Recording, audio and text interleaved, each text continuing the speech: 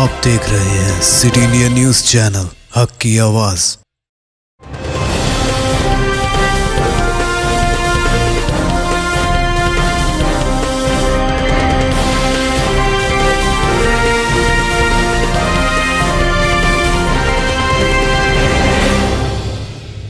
अस्सलामुअलैकुम, मैं हूं Sheikh Umar. City India news में आप तमाम का खैर मकदम है। आइए देखते हैं बैनुल अक़वामी खबरें।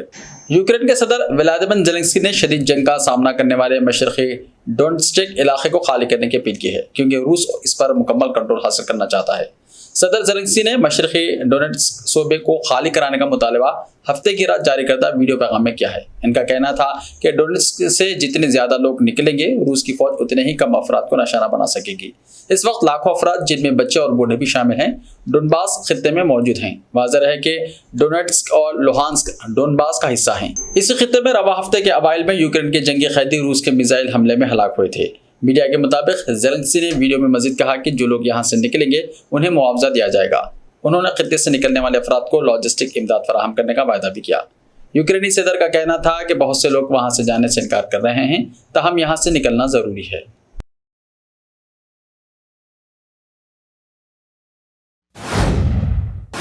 ईरानी दारुल हुकूमत तेहरान समेत दीगर इलाकों में शदीद बारिशों की वजह से हलाक शुदगान की तादाद 61 हो गई है। ईरानी हिलाल अहमर के सदर मेहदी वलीपुर ने सरकारी टीवी पर बताया कि सैलाब की तबाही से 61 अफराद हलाक और 32 लापता हो चुके हैं। वलीपुर ने मजीद बताया कि मुतासरा इलाकों में इमदादी कार्रवाइयाँ और तलाश का काम जारी है। मुल्की सरकारी के IRNA खबर एजेंसी के मुताबिक हिलाल अहमर के सेक्रेटरी याकूब सुलेमानी ने बताया कि 60 सूबों, 140 कस्बों, 516 देहातियों और 85 इलाके सैलाब से मुतासर रहे। 1332 अफराद को महफूज मुकामात पर मुंतकिल कर दिया गया है, जबकि 5215 हंगामी पनाहगाहें भी कायम की गई हैं और अब तक हमारे इदारे ने 27,035 अफराद को इमदाद भी पहुंचाई है। दरियास्ता तुर्क फिजाया का एक माल बरदार तैयारा इमदादी सामान लेकर ईरान के लिए रवाना हो गया है। तुर्क उमूर दिफा के मुताबिक ईरान में आने वाले कुदरती आफत की वजह से खैमे और कंबलों समेत दीगर इमदादी सामान लेकर तुर्क फिजाया का एक तैयारा इनकरा से रवाना हो गया है। बताया गया है कि एक और इमदादी तैयारा जल्द ही ईरान के लिए रवाना होगा।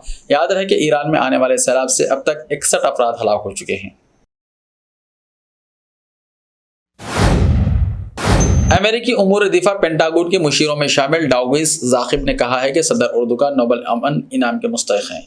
बास नज़रियाती इदारों के लिए तज्ज़ियात पेश करते हुए ज़ाकिब ने दी हिल नामी अखबार में एक मुखाला तहरीर किया है। इस मुखाले में ज़ाकिब ने लिखा है कि तुर्क सदर ने रूस और यूक्रेन के दरमियान बहरे अस्वद के बंदरगाहों के रास्ते यूक्रेन से गल्ले की तरसील पर मुबनी मुआहदे में सालिसी का मौसर किरदार अदा किया है। यूक्रेनी गल्ले पर रूसी पाबंदी से 22 मिलियन टन गल्ले की बरामद रुक गई है, जबकि बारूदी सुरंगों की सफाई के मामले में भी दोनों मुल्कों के दरमियान नाचाखी कायम रही। इस सूरत हाल के पेश नज़र दुनिया भर में ग़िज़ाई कीमतों में इजाफा देखने में आया और करोड़ों लोग फाख़ाकशी के दहाने पर पहुँच गए हैं। मगर इस्तांबुल मुआहदे के जरिए इन मसाइल के खात्मे में मदद मिलेगी और रूस भी अपने ग़िज़ाई मसनूआत और खाद बरामद करने के काबिल होगा। ज़ाकिब ने कहा कि इस्तांबुल मुआहदे का इतलाक़ सदर उर्दुगान की बिलाशुबा अहम कामयाबी है, जिन्होंने जंग के बावजूद यूक्रेन और रूस के दरमियान अपने रवाबित की बदौलत इस मुआहदे को यकीनी बनाया है। ज़ाकिब ने कहा है कि सदर उर्दुगान नोबल अमन इनाम के मुस्तहिक़ नजर आते हैं।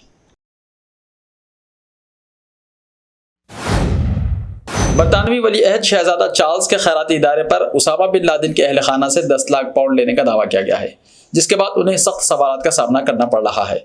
बरतानवी अखबार संडे टाइम्स में शाया होने वाली रिपोर्ट में कहा गया है कि बरतानवी वली अहद ने उसामा बिन लादेन के सौतेले भाइयों बकर बिन लादेन और शफीक से रकम कबूल की थी।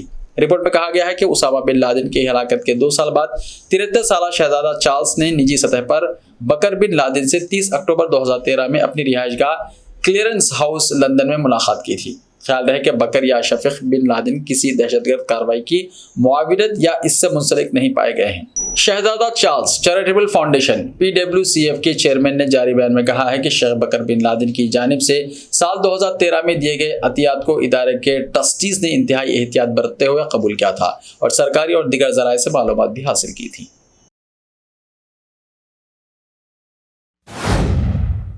चीन के बेकाबू खलाई रॉकेट का मलबा जमीन में दाखिल होने के बाद समंदर में गिर गया। चीन के खलाई इदारे ने बताया कि लॉन्ग मार्च 5B के मलबे का बेशतर हिस्सा जमीन के माहौल में दाखिल होते हुए जल गया था और बहरुल काहिल में गिरा। इससे पहले माहिरीन ने कहा था कि रॉकेट के किसी आबादी में गिरने का इम्कान न होने के बराबर है।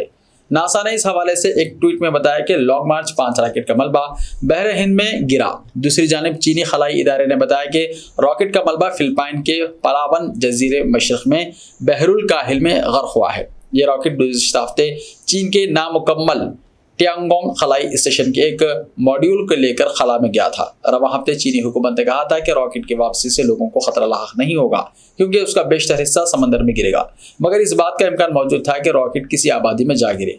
जैसे ही मई 2020 में लॉन्ग मार्च 5 का एक और रॉकेट आयोवेरी कोस्ट में गिरा था, जिससे घरों को कुछ नुकसान हुआ था, मगर कोई फर्द जख्मी नहीं हुआ। कोयटा माला के सदर अलखाइंदरू जियामाती मुल्क के शुमाल मगरबी इलाके में हुए एक खातिराना हमले में बाल बाल बच गए। मुकामी प्रेस के मुताबिक जियामाती पर यह हमला होतिंगांगू नामी शहर में बास नामालूम अफराद ने किया। हुक्काम का कहना है कि इस हमले में सदर महफूज है, अलबत्ता बास अफराद जख्मी हुए हैं, जबकि मुहाफिजों ने इस फायरिंग के जवाब में कार्रवाई भी की है। हमले के असबाब जानने की कोशिशें की जा रही हैं। ईसाइयों के रूहानी पेशवा पोप फ्रांस ने उम्र और सेहत के मसाइल की वजह से ओहदा छोड़ने का इशारा दे दिया है।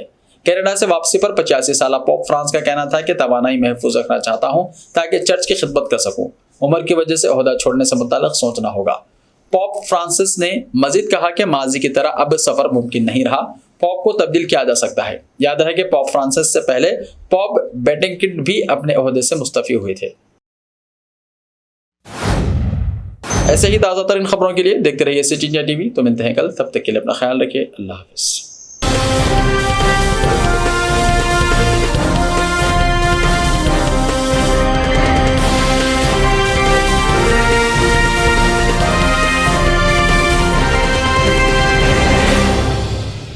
सिर्फ ख्वाबों से नहीं, घर बनते हैं इरादों से। MS techno and company builders and developers लेकर आए हैं एक नया प्रोजेक्ट, साबेरीज Umar enclave super deluxe construction. शाहों के शहर हैदराबाद में चार मीनार के दामन में सिर्फ 1 किलोमीटर के फासले पर आजमपुरा फरहत नगर इलाके में। Booking start. मजीद तफसीलात के लिए रब्त करें 9959023786 9959023786 9581528002 9493854625। Are you looking to build your dream project, but construction costs and time are a big hurdle standing in your way? If yes, then you are at the right place, because Cosmolite AAC lightweight block is a game changer in the construction industry. Our innovative technologies and highly experienced team can help your dreams come true. With our proven strategies, Cosmolite AAC block cuts down the requirements of steel and cement by 20%, saving 30% on construction costs and reducing construction time by 25%. Major builders and contractors have already switched over to Cosmolite AAC blocks because of the structure saving. Acoustic insulation, faster construction, lightweight, waterproof workability and flexibility, earthquake resistance, and pest resistance. Cosmolite is all set to emerge as South India's most preferred brand in AAC lightweight block. So, what are you waiting for? Let's build with Cosmolite and stay happy, because we don't only build structures, we build happiness. Cosmolite, light up your life.